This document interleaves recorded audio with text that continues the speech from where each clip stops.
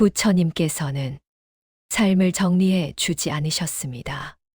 누구의 인생이 옳았는지, 어디서 잘못되었는지를 대신 판단해 주지 않으셨습니다. 사람들은 종종 부처님께서 위로의 말을 많이 남기셨을 것이라 생각합니다. 그러나 경전을 따라가다 보면 부처님은 쉽게 위로하지 않으셨다는 사실을 곧 알게 됩니다. 그분은 마음을 달래기보다 마음을 이해의 자리로 데려가는 분이셨습니다.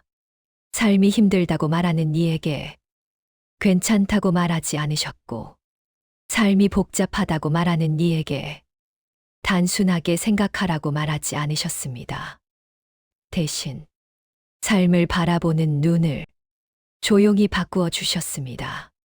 그 시선의 중심에 부처님은 아주 짧은 문장 하나를 두셨습니다.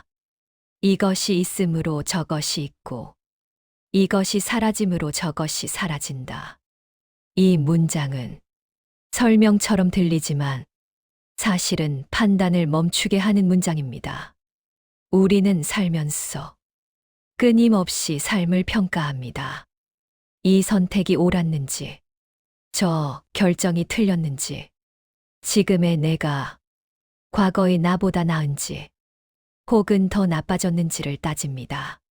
이 평가는 생각보다 오래 사람을 붙잡습니다. 왜냐하면 삶은 언제나 미완의 상태로만 보이기 때문입니다. 부처님은 이 평가의 고리를 정면으로 끊으셨습니다. 그분은 삶을 잘 산 인생과 잘못 산 인생으로 나누지 않으셨습니다. 대신 이렇게 보셨습니다. 어떤 조건들이 모여 지금 이 삶이 나타났는가? 이 시선은 차갑지 않습니다. 냉정하지도 않습니다. 오히려 사람이 스스로를 덜 미워하게 만드는 시선입니다. 이 영상은 삶을 다시 설계하려는 이야기가 아닙니다. 과거를 고치려는 이야기 또한 아닙니다. 이미 지나온 삶을 조금 더 정확하게 이해해 보려는 시간, 그리고 그 이해 속에서 마음이 스스로 느슨해지도록 가만히 두는 시간입니다. 지금 이 순간 삶을 평가하려는 마음이 있다면 잠시 내려놓아도 괜찮습니다. 부처님은 우리가 옳아지기를 기다리신 적이 없습니다. 다만 제대로 보기를 기다리셨을 뿐입니다. 사람은 이미 지나간 시간을 놓았다고 생각하면서도 실은 여전히 붙잡고 살아갑니다. 몸은 오늘에 있는데 마음은 자주 어제의 장면 속에 머뭅니다. 그때 왜 그런 말을 했는지, 그 선택 말고 다른 길은 없었는지, 조금만 달리 행동했다면 지금은 달라지지 않았을지를 끝없이 되묻습니다. 우리는 이 마음을 반성이라 부르기도 하고 성찰이라 부르기도 합니다. 그러나 부처님의 시선에서 보면 이 마음의 많은 부분은 성찰이라기보다 조건 지어진 반복에 가깝습니다.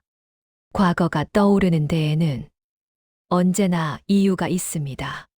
지금의 삶이 충분히 안정되어 있다면, 지금의 마음이 쉴 자리를 얻고 있다면, 과거는 이토록 자주 고개를 들지 않습니다.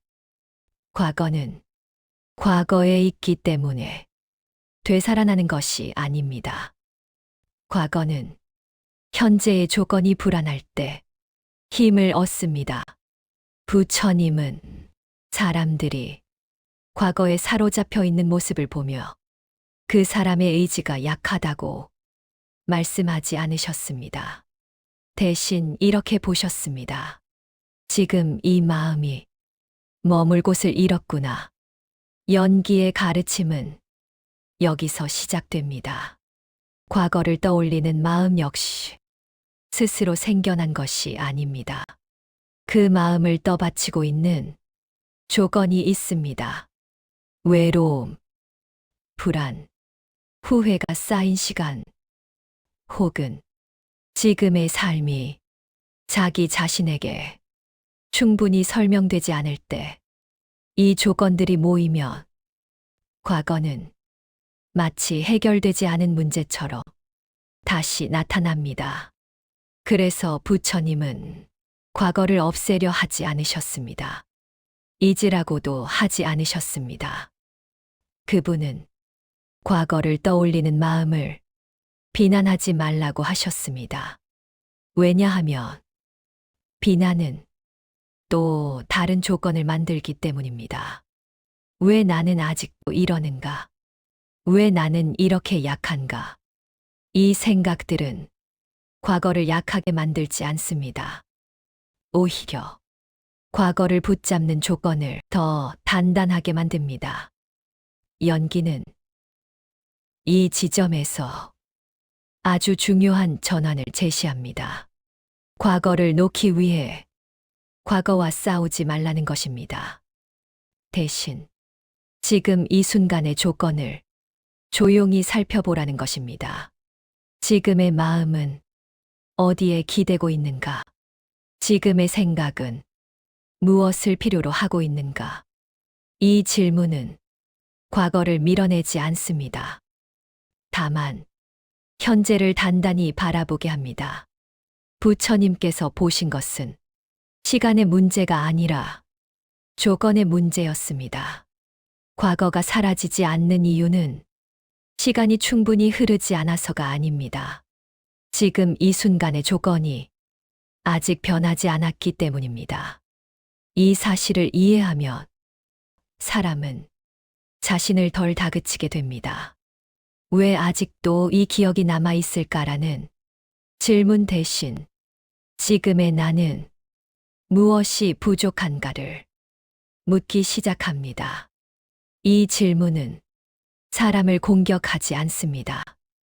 오히려 사람을 현재로 데려옵니다. 부처님은 현재를 붙잡으라고 말씀하지 않으셨습니다. 다만 현재를 보라고 하셨습니다. 현재를 보는 순간 과거는 자연스럽게 힘을 잃기 시작합니다.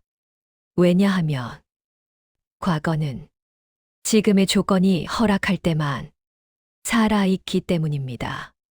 여기에서 그 유명한 말씀이 조용히 다시 나타납니다. 이것이 있으므로 저것이 있고, 지금의 불안이 있으므로 과거의 기억이 있고, 지금의 공허가 있으므로 지나간 선택이 계속해서 떠오르는 것입니다. 이 구조를 이해하는 순간, 사람은 과거를 적으로 보지 않게 됩니다. 과거는 나를 괴롭히는 존재가 아니라 지금의 마음 상태를 알려주는 신호였다는 사실을 알게 되기 때문입니다. 부처님의 가르침은 언제나 이렇게 사람을 몰아붙이지 않습니다. 놓아라라고 말하지 않고 이겨내라고 말하지 않으며 강해져라고 말하지 않습니다. 그분은 이해하면 자연히 느슨해지는 구조를 보여주셨을 뿐입니다. 과거에서 벗어나는 길은 과거를 밀어내는 데 있지 않습니다. 지금을 조금 더 정확히 바라보는 데 있습니다. 그리고 지금 이 순간을 바라보는 힘은 언제나 연기의 이해에서 시작됩니다. 우리는 아주 자연스럽게 나라는 말을 사용합니다. 지금 이 생각을 하는 사람도 나이고, 지금 이 마음을 느끼는 사람도 나이며, 지금까지의 삶을 살아온 주체도 하나의 나라고 믿습니다. 이 믿음은 너무 오래 사용해 왔소. 의심의 대상이 되지 않습니다. 그러나 부처님께서는 이 가장 익숙한 전제를 가장 조용히 흔드셨습니다. 그분은 나는 무엇인가라고 정의하려 하지 않으셨습니다. 대신 이렇게 물으셨습니다. 이것을 과연 나라고 부를 수 있는가? 부처님의 가르침에서 무아란 나라는 것이 없다는 선언이 아닙니다. 그것은 고정된 실체로서의 내가 존재하지 않는다는 관찰에 가깝습니다. 우리가 나라고 부르는 것은 한 덩어리가 아닙니다. 생각, 감정, 기억, 그리고 그 모든 것을 바라보는 인식이 잠시 한 방향으로 묶여 있을 뿐입니다. 이 묶임이 오래 유지되면 우리는 그것을 나라고 부릅니다. 부처님은 이 묶임 또한 연기의 법칙 안에 있다고 보셨습니다. 조건이 모이면 나라는 감각이 생기고 조건이 흩어지면 그 감각은 달라집니다. 우리는 종종 내가 예전과 달라졌다고 말합니다. 이 말은 무아를 이미 경험하고 있다는 증거이기도 합니다. 만약 고정된 내가 존재했다면 달라졌다는 말은 성립할 수 없기 때문입니다. 그러나 우리는 이 변화 앞에 서서 편안해지기보다 불안을 느낍니다. 나는 왜 이래졌을까? 나는 예전 같지 않다. 이게 정말 나일까? 이 질문들은 나를 지키려는 마음에서 나오지만 아이러니하게도 나를 더 불안정하게 만듭니다. 부처님은 이 불안의 근원을 정확히 보셨습니다. 그것은 변화 그 자체가 아니라 변화 속에서도 고정된 나를 찾으려는 집착이었습니다. 연기는 말합니다. 고정된 나는 조건 속에 있어서 유지될 수 없다고. 몸은 변하고 생각은 바뀌며 감정은 머물지 않습니다. 그럼에도 우리는 이 흐름 한가운데에서 변하지 않는 주인을 찾으려 합니다. 부처님은 이 찾음을 중단하라고 하지 않으셨습니다. 다만 그 찾음이 왜 고통이 되는지를 보여주셨습니다. 나를 붙잡으려는 순간 우리는 지금의 경험을 판단하기 시작합니다. 이건 나답지 않다. 이런 감정은 내가 아니다. 이 모습은 실패다. 이 판단이 고통을 만듭니다. 무아는 이 판단의 칼날을 무디게 합니다. 지금의 생각도, 지금의 감정도, 지금의 나 또한 하나의 조건적 현상일 뿐이라는 이해가 생기기 때문입니다. 여기서 부처님의 말씀이 다시 조용히 떠오릅니다. 이것이 있으므로 저것이 있고, 지금 이런 생각이 있으므로 지금 이런 내가 있는 것이지, 이런 내가 있어서 이 생각이 생긴 것이 아닙니다. 이 방향이 바뀌는 순간 사람은 자기 자신을 조금 덜 방어하게 됩니다. 방어하지 않을 때 마음은 놀라울 만큼 빠르게 안정됩니다. 왜냐하면 지킬 대상이 사라졌기 때문입니다. 부처님께서 무아를 말씀하신 이유는 사람을 허무하게 만들기 위함이 아니었습니다. 그분은 사람이 스스로를 너무 무겁게 지지 않도록 하기 위해 이 가르침을 남기셨습니다. 나라는 짐을 조금 내려놓는 순간 삶은 덜 긴장된 모습으로 우리 앞에 나타납니다. 무아는 나를 없애는 철학이 아니라 나를 쉬게 하는 지혜입니다. 사람은 자신의 삶을 돌아볼 때 항상 결과부터 봅니다. 무엇을 얻었는지, 무엇을 잃었는지, 잘된 것은 무엇이고, 어그러진 것은 무엇인지, 그리고 그 결과 위에 곧바로 의미를 덧붙입니다. 이건 성공이었다. 이건 실패였다. 그래서 나는 이런 사람이 되었다. 이 판단은 너무 익숙해서 의심되지 않습니다. 마치 결과를 평가하는 것이 삶을 책임지는 태도인 것처럼 느껴지기도 합니다. 그러나 부처님은 이 지점에 서서 아주 조용히 고개를 저으셨습니다. 그분은 결과를 죄로도 공으로도 보지 않으셨습니다. 결과는 그저 결과일 뿐이라는 아주 단순한 사실을 끝까지 놓지 않으셨습니다. 비가 내리면 땅이 젖습니다. 땅이 젖었다고 해서 누군가를 탓하지 않습니다. 해가 오래 비치면 열매가 익습니다. 열매가 익었다고 해서 그 나무를 칭찬하지도 않습니다. 부처님은 삶의 결과를 이 자연의 흐름처럼 바라보셨습니다. 그러나 우리는 자기 삶에 대해서만은 이 시선을 허락하지 않습니다. 우리는 결과를 곧바로 나와 연결합니다. 이 결과는 내 선택의 증거다. 이 결과는 내가 어떤 사람인지 말해준다. 이 연결이 사람을 무겁게 합니다. 연기의 시선에서 보면 결과는 한 사람의 의지로만 만들어진 것이 아닙니다.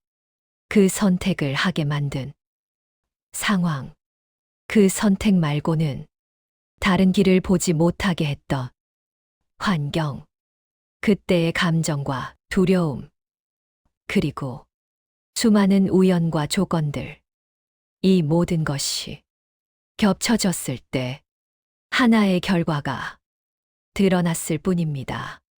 부처님은 이 구조를 보셨기 때문에 결과 앞에 서서 자기 자신을 과하게 재판하지 않으셨습니다. 그분은 결과를 보며 옳다거나 그르다라고 말씀하지 않으셨습니다. 대신 이런 조건이 있었구나라고 보셨을 뿐입니다. 이 시선은 책임을 부정하지 않습니다. 다만 불필요한 형벌을 덧붙이지 않습니다. 우리는 종종 결과 하나를 놓고 자신에게 너무 많은 형량을 선고합니다. 이 결과는 내가 부족하다는 증거다. 이 결과는 내 인생 전체를 말해준다. 부처님은 이 생각이 또 다른 고통의 조건이 된다는 것을 아셨습니다. 그래서 그분은 결과를 붙잡고 자신을 규정하지 말라고 말씀하신 적이 없습니다. 대신 결과를 하나의 흐름으로 보게 하셨습니다. 여기에서 그 말씀이 다시 등장합니다. 이것이 있으므로 저것이 있고, 이 선택이 있었으므로 이 결과가 있었고, 이 조건들이 모였으므로 이 장면이 나타난 것입니다.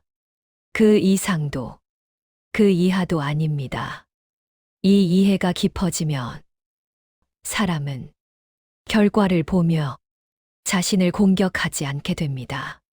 성공 앞에서도 자만하지 않고 실패 앞에서도 자기 혐오에 빠지지 않습니다.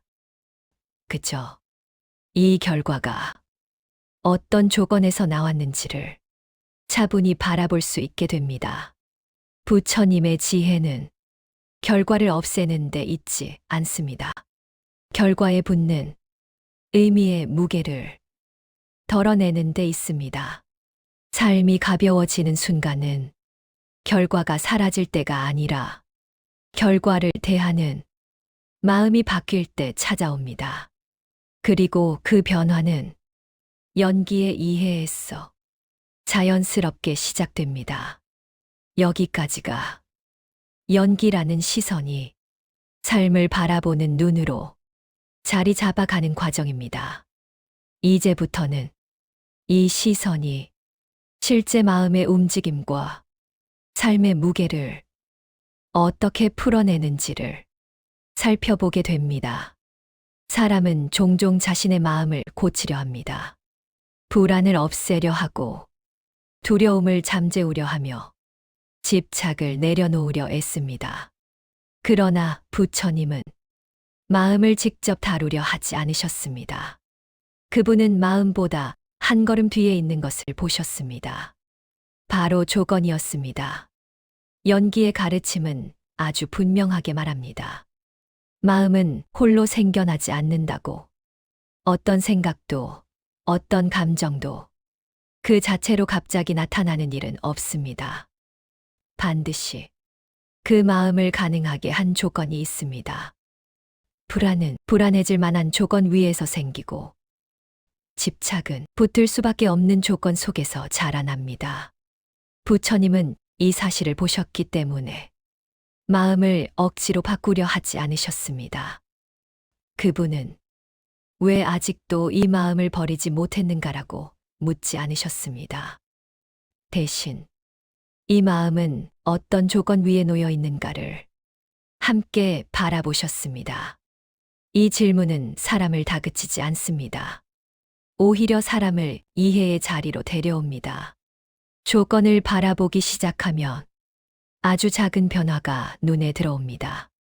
같은 생각이 반복되는 날에도 그 강도는 매번 다르고, 같은 감정처럼 느껴져도 그 결은 늘 같지 않다는 사실을 알게 됩니다. 이 차이는 조건이 완전히 같지 않다는 증거입니다. 부처님은 이 미묘한 차이를 아주 중요하게 보셨습니다. 왜냐하면 조건이 조금이라도 달라지면 마음은 반드시 다른 방향으로 움직이기 때문입니다. 그래서 연기는 운명의 철학이 아닙니다. 어쩔 수 없다는 말과 정반대의 가르침입니다. 모든 것이 조건 지어져 있다면 모든 것은 닫혀 있지 않기 때문입니다. 조건은 고정되지 않습니다. 항상 변하고 항상 흘러갑니다. 지금 이 순간의 조건도 잠시 후면 이미 다른 모습이 됩니다. 부처님은 이 변화를 기다리라고 하지 않으셨습니다. 앞당기라고도 하지 않으셨습니다. 다만 이 변화의 구조를 이해하라고 하셨습니다. 이해는 조급함을 줄이고, 조급함이 줄어들면 마음은 자연히 느슨해집니다. 우리는 종종 마음만 단단하면 된다고 말합니다. 그러나 부처님의 시선에서 보면 이 말은 마음을 너무 외롭게 만드는 말입니다. 마음은 언제나 조건의 한가운데 있습니다. 혼자 버티지 않습니다. 혼자 견디지도 않습니다. 조건을 무시한 채 마음만 강해지려 할 때 사람은 쉽게 지칩니다. 부처님은 이 지침을 수없이 보셨습니다. 그래서 그분은 강해지라는 말 대신 알아차리라고 하셨습니다. 지금 이 마음이 어떤 환경 속에 있는지, 어떤 생각을 먹고 자라는지, 어떤 기억과 연결되어 있는지를 조용히 살펴보라고 하셨습니다. 이 살펴봄은 마음을 해부하지 않습니다. 그저 관계를 드러낼 뿐입니다. 그리고 관계가 드러나는 순간 마음은 더 이상 미지의 적이 되지 않습니다. 여기에서 그 말씀이 다시 자연스럽게 이어집니다. 이것이 있음으로 저것이 있고, 이것이 사라짐으로 저것이 사라진다.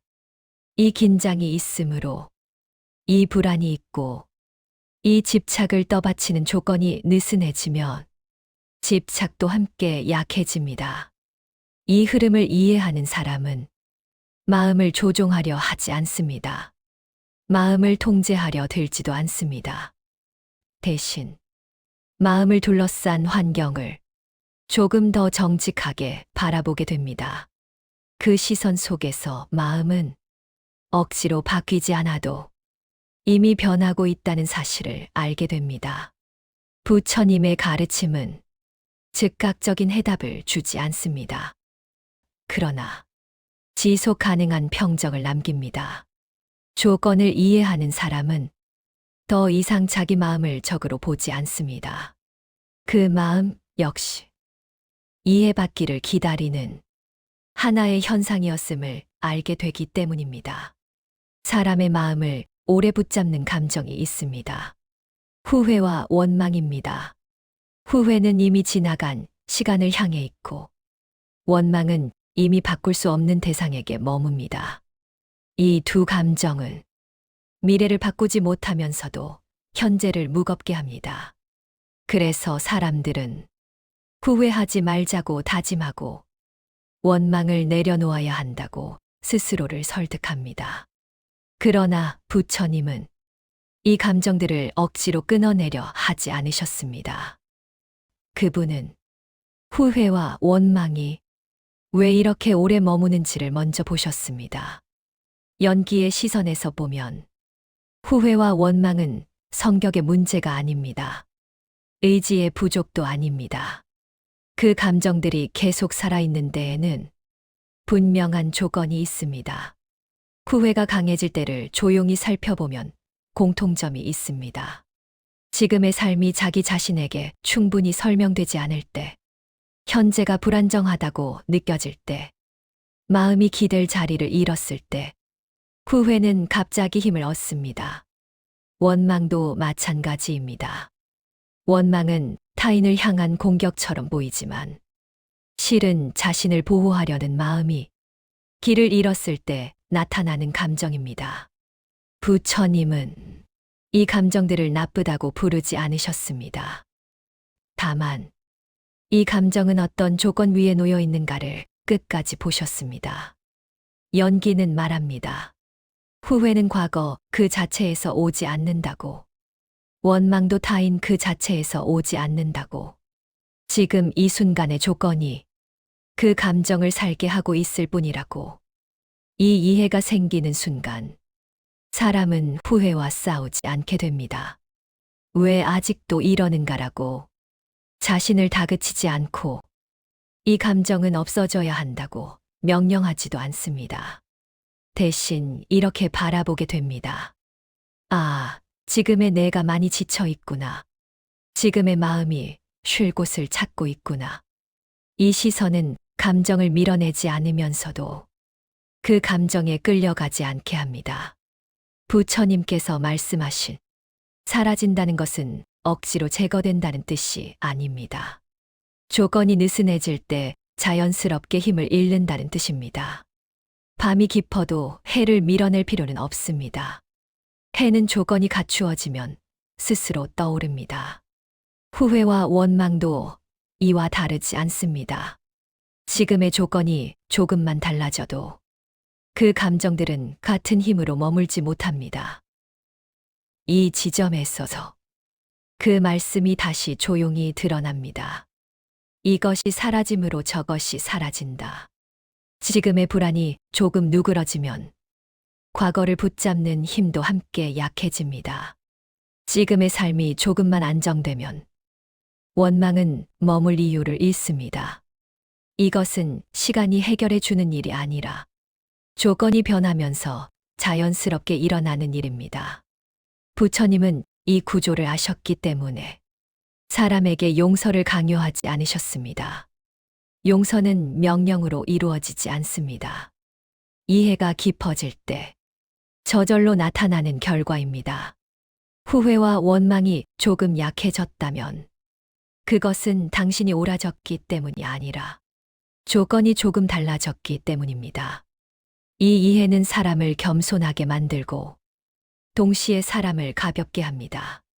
더 이상 감정 하나로 자신을 규정하지 않게 되기 때문입니다. 부처님의 연기는 감정을 없애는 가르침이 아니라 감정이 자리를 옮길 수 있게 하는 지혜입니다. 사람은 자신의 삶을 끊임없이 평가합니다. 잘 살아왔는지, 제대로 해온 것인지, 다른 길을 선택했다면 더 나았을지를 스스로에게 묻습니다. 이 평가는 겉으로 보면 성찰처럼 보이지만 마음 깊은 곳에서는 종종 재판의 형태를 띱니다. 우리는 스스로를 증인으로 세우고 검사로 세우고 판사로 세웁니다. 그리고 대부분의 경우 그 재판은 너무 엄격하게 끝납니다. 부처님은 이 구조를 아주 깊이 보셨습니다. 그분은 삶을 평가하려는 마음이 어디에서 비롯되는지를 끝까지 따라가셨습니다. 연기의 시선에서 보면 삶을 평가하려는 마음 역시 자연스럽게 생겨난 것이 아닙니다. 그 마음에도 조건이 있습니다.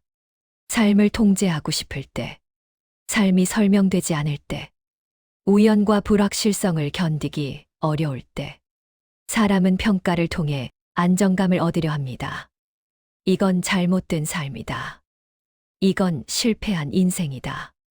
이 단정은 진실을 말하기보다는 불안을 잠시 덮는 역할을 합니다.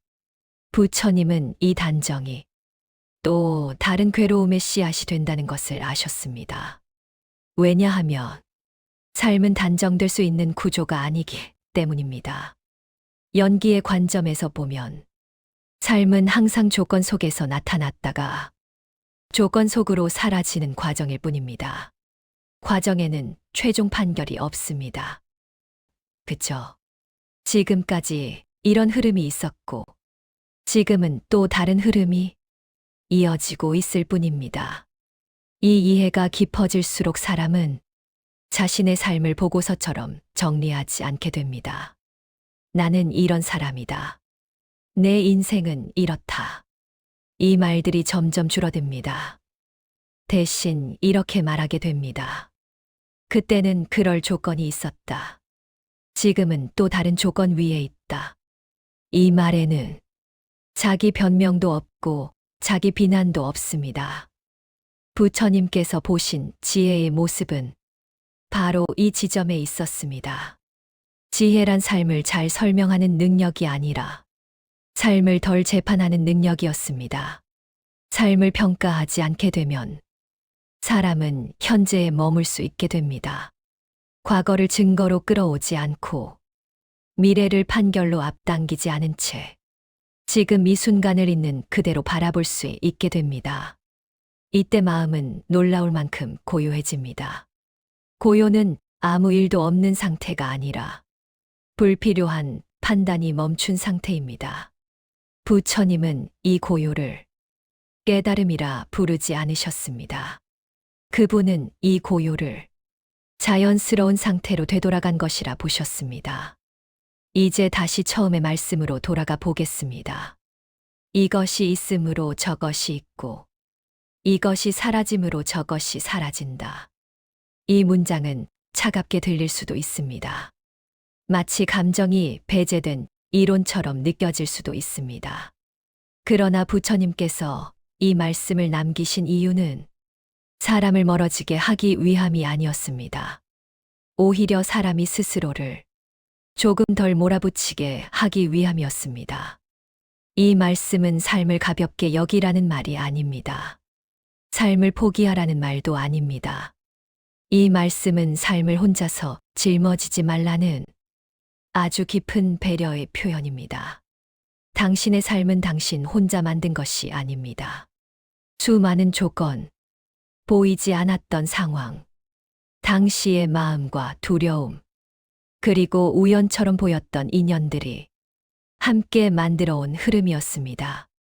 그러므로 그 삶을 혼자서 책임지려 할 필요도 없습니다. 이해는 책임을 회피하는 것이 아니라 불필요한 짐을 내려놓는 일입니다. 지금 이 순간에도 조건은 변하고 있습니다. 생각은 머물지 않고, 감정은 같은 자리에 오래 서 있지 않으며, 마음은 계속해서 새로운 관계 속으로 움직입니다. 그 흐름을 억지로 붙잡지 않고 조용히 바라볼 수 있다면 이미 우리는 부처님께서 말씀하실 연기의 한가운데에 서 있는 것입니다. 오늘 이 시간, 삶을 조금 덜 평가할 수 있었다면, 자신을 조금 덜 재판할 수 있었다면, 그것으로 충분합니다. 깨달음은 어디 먼 곳에 있지 않습니다. 이해가 깊어지는 자리에서 조용히 드러납니다. 부처님은 우리가 완벽해지기를 기다리신 적이 없습니다. 다만 제대로 보기를, 그리고 조금 덜 괴로워지기를 기다리셨을 뿐입니다.